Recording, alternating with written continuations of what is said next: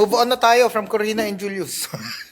And I'm sure and I hope no na may natutunan si Mayor Vico dito.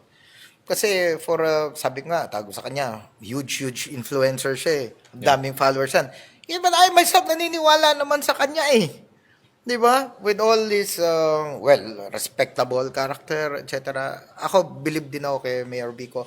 Pero dito lang kasi, yun nga sinabi ko, from experience, I was a murder investigator for 6 years. Isa yan sa naging problema. Yung mga dangerous insinuations na ganyan sa mga media. At tumatama sa lahat yan. May chilling effect din pa rin po yan, Mayor. Pasensya na po kayo. If ever, kung nakinig man siya, may ano po yan, may hindi magandang repercussion, especially pagdating sa local. Yeah. No, baka ma-embolden yung mga may nagpaplanong hindi maganda sa mga media sa local na hard hitting. Ayan kasi, baka ma-embolden. So yun lang po, hindi namin kayo masisi. We understand where he was coming from.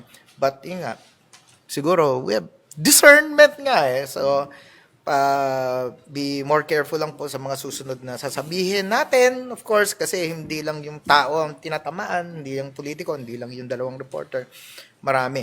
And sa mga kababayan naman natin, of course, I agree with JP. Matalino tayo, lahat naman tayo dito, niwala, maging smart tayo, wag lang maniwala sa isang nabasa, napanood sa TikTok, whatever, pag-aralan nyo, yung mga hate nyo na napapakinggan, pakinggan nyo rin.